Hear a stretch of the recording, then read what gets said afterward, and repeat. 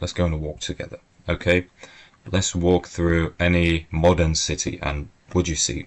Blocks of glass and steel, identical apartment complexes, shopping malls designed like warehouses, and office buildings that look exactly the same wherever you go, like New York, London, Shanghai, whatever. Is basically the same. And these buildings are not ugly in the way ruins are, or in the way industrial smoke is ugly. They are ugly because they are empty. They do not inspire. They don't show you anything. They don't inspire love, fear, or whatever a building or a piece of art, right, can inspire. They are background architecture, basically.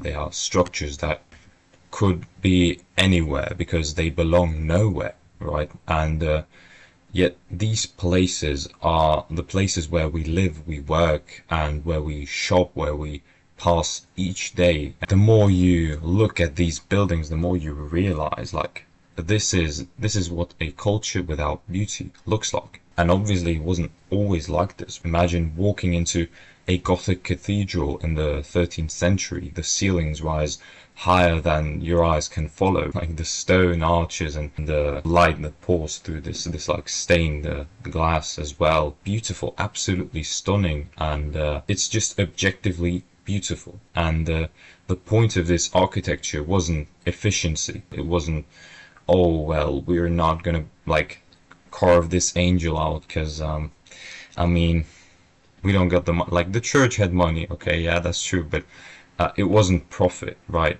It wasn't even like style in the modern sense. The cathedral was a vision of God written in stone. To build something so beautiful, so vast, required entire communities, decades of labor. There are churches still being built. Sagrada Familia, they are absolutely stunning, beautiful. Decades of labor and faith, and the effort was worth it because the building was like kind of this offering to eternity. Like, the medieval world kind of believed in this beauty and this sacred beauty, right? And it was not just decoration, it was a sign of truth. It was a sign of truth, a glimpse of divine order. And there were obviously ugly buildings in the medieval ages as well. They just got torn down. So it's kind of survivorship bias as well. But we can't simply copy medieval architecture today. If we build a Gothic cathedral now, in the age of secular shopping malls, it would be hollow. It would mean absolutely nothing. Like cosplay nostalgia. Because beauty in architecture is not just about form. It's about the values behind the form. And the medievals built beauty because they believed in beauty. We no longer do. Liberalism as a political project itself is focused on freedom, on tolerance, and neutrality. So it avoids declaring what is true or beautiful because it wants to leave those questions to the individual, right? In the individualism. And so in art and architecture, it avoids judgment, objective beauty and objective truth as well. And the result is that we build things that are efficient, functional, cheap, and above all neutral, because to declare something beautiful is to imply that something else is ugly, and to affirm beauty is to make a judgment, basically. And this is why our world looks the way it does, our modern world. It's not beautiful, but it's not like offensively ugly. It's just hollow. And into this hollow world, about like 100 years earlier, stepped fascism. Fascism understood something liberalism did not, that people hunger for beauty, for form and for meaning. Fascism seized beauty and turned it into like propaganda. Look at Mussolini's Italy. Fascist architecture was monumental, severe, symmetrical, echoing like the Roman Empire, right? The point was to awe the viewer, to remind them of an empire, and to embody a true virtue that was strength. Look at Nazi Germany as well, like the Albert Speer, the architect that designed like these vast halls, arches, boulevards and these huge grand buildings, and each building basically dwarfing the human being, making them feel like they are part of something eternal, something larger than their little ant life. Very much different than liberalist architecture, because liberalist architecture just basically, it tries not to offend you. It tries not to offend like the ant, that the human being is, in case of like these huge fascist projects, right? Like this Berlin Hall, whatever that was. You can look it up. It's huge, and wherever you see that, you have some kind of respect to that, and you kind of see, okay, I am this tiny. It's almost like this evolutionary thing, like, oh no, I am this tiny human in front of this huge, absolutely humongous thing. The propaganda films as well, like they elevated political rallies and the human body into images of transcendence. But fascism obsession with beauty went beyond art, and it became policy, law, and life itself. The Nazis called like the Aryan body, right, as the pinnacle of human beauty: tall, strong, symmetrical, athletic, pure, whatever. And Nazi statues and posters overflowed with images of muscular men, fertile women, blonde children, and beauty became their visible proof, I guess, of their supposed racial superiority. But this ideal wasn't left to change, it was enforced. The state intruded into health, reproduction, and death. Public health campaigns were everywhere. Smoking was heavily discouraged. Exercise was mandated. Fresh air, sun, fitness were kind of promoted as these national duties almost. The Hitler Youth as well, like, embodied this vision. Children drilled, trained, hardened, their bodies like sculpted into the propaganda. The eugenics programs as well, like they carried the cruelty to its extreme. The disabled, the chronically ill, the unfit, or whatever the standards were, right, were sterilized or killed. Entire groups, like Jews, Roma, Slavs, were dehumanized as ugly, and their lives not worth living. This was beauty turned into violence, and I think these are both things that we kind of don't acknowledge about ourselves, that we as humans, we like beauty, and to some extent we also like violence. Like, we don't like to realize that, but to some extent we like violence. And so what had once been a natural human desire to be strong and healthy and attractive became fused with this machinery of the state, because beauty became not just a standard but a weapon. And yet we must be honest, because fascism could not have wielded beauty if beauty were not real. Symmetry, health, proportion, vitality, these things are truly beautiful, and that is why fascism seduced it, because it begins with something true, something beautiful, and it twists it into complete tyranny. And that's like this idea of the aesthetization of politics, to make politics beautiful, a spectacle, like grand, right? And it's like this one, like, philosopher, sociologist, I'll put him right here, right? I forgot his name, but basically what he says is that well, fascism aestheticizes politics. It makes it into an aesthetic, basically. And what we should do instead, because beauty enslaves us that way, we should enslave beauty, which is the politicizing of beauty. And it goes along with this theme as well. And this was supposed to be the communist response as well, is to politicize beauty, is to make beauty something that matches the political ideology. And liberalism has done exactly that, like the counter ideology, body positivity. Like, body positivity tells us Every body is beautiful. Fat bodies, thin bodies, disabled bodies, scarred bodies, all are beautiful. And the goal is to undo the cruelty of fascist ideals, of any ideals really, by refusing exclusion. And there's something humane here, right? No human being can deny this fact that it is kind of cruel to declare that only one type of body deserves admiration, while the rest deserve shame. But body positivity runs into the same problem as liberal architecture. But body positivity runs into the same problem as liberal architecture. If everyone is declared beautiful, then beauty loses its force. To be beautiful is no longer a distinction, no longer a form of excellence. It becomes simply background noise. When all bodies are beautiful, beauty disappears. When everything is beautiful, then nothing truly is. But the hunger for beauty does not go away.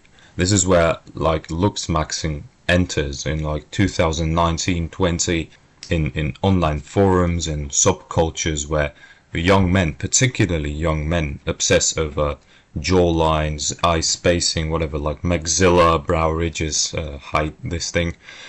They really obsess over it, right? And especially young men, because there are already like stricter conscious and unconscious beauty standards, like taboo or even like spoken and unspoken beauty standards for women. For men, not so much. For men, right, looksmaxing, they track their gym progress like scientists, like they research like bone structure, maxilla, and cosmetic surgeries, hormones like peptides as well. Looksmaxing is like the individual version of fascism aesthetic project, right? It acknowledges what body positivity really denies, that some bodies are more beautiful than others, but it also narrows beauty into rigid numerical standards, into like Cantor filled, whatever this eye thing, right? If your eye is like this, you have prey eyes.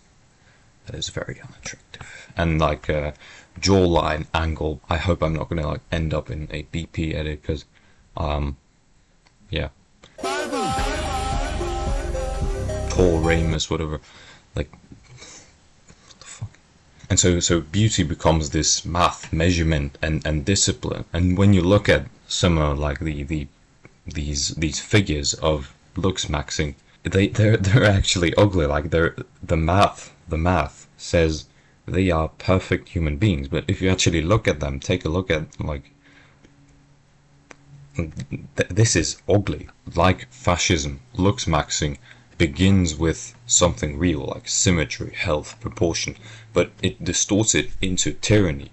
The pursuit of beauty turns into self-hatred, anxiety, and obsession. Instead of fascist rallies, we have endless mirror, selfies, surgery, consultations, and like forms of despair. Like, is it over for me? Is it over for me? I have a negative Cantor tilt. Is it over for me? So looks maxing is kind of the beauty without transcendence. So it's just standard. It's beauty collapsed into a metric.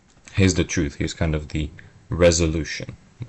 That beauty requires exclusion by definition. To say that something is beautiful is to say that something else is less so.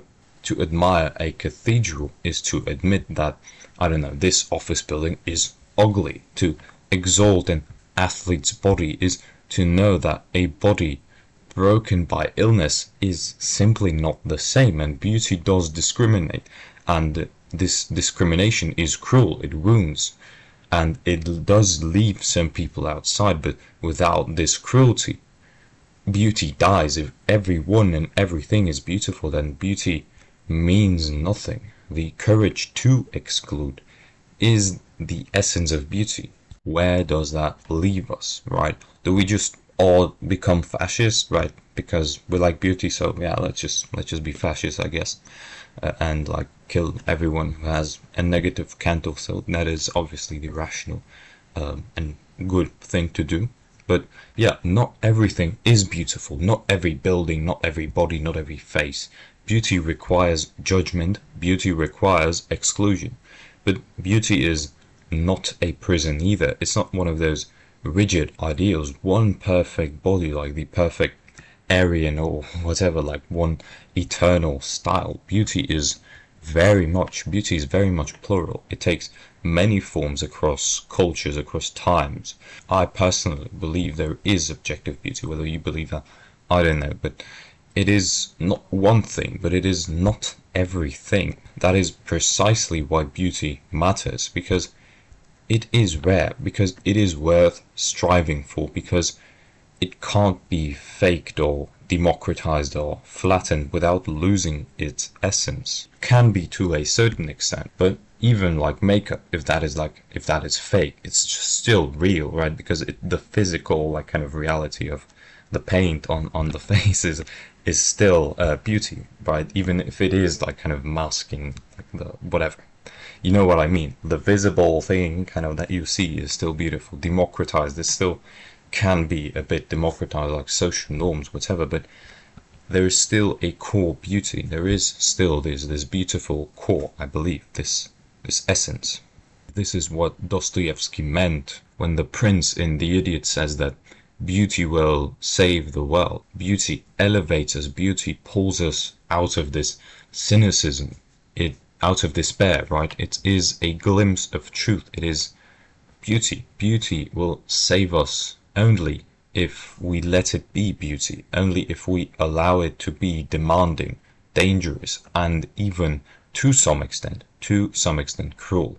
And if we cannot reclaim beauty, fascism will seize it again, as it always does. But if we dare to affirm beauty ourselves, not everything, not nothing, but something, then beauty can once again become a force of salvation. So what would it look like to truly reclaim beauty today? It would not mean copying medieval cathedrals. We no longer live in the Middle Ages. This is not our value system. And I would even argue that modern Christians don't embody the same values that Christians in the Middle Ages had. It would certainly also not mean resurrecting fascist statues. It would mean daring to build with beauty again, to make buildings that uplift us instead of draining us. It would mean creating art that is not afraid to move us. It is not afraid to show what true beauty means. It would mean taking health seriously as well. You saw that in the Nazis, right? But not as racial purity, not as metrics and logsmaxing on like an Excel spreadsheet, but as a way of honoring the body's like natural beauty, strength, vitality, care. It would mean recognizing that while not every body is beautiful, in the same way every person can participate in beauty through discipline, through creativity, through cultivating what is best in each individual. Because beauty, even if it does exclude, it always invites you. It always invites you. It calls upward. It says strive, aspire, create. This is the thing you can become, you can do, you can create something beautiful. And it's also a kind of protection from this nihilism that nothing matters. When you see that something is there, and this something it exhibits something that a large group of people, and you could even say objectively, is some sort of good. It's beautiful. And that's why beauty will save us from nihilism, from fascism, from the dangers of liberalism as well. And with that, thank you very much for watching. I hope you enjoyed it, and stay tuned for the next one.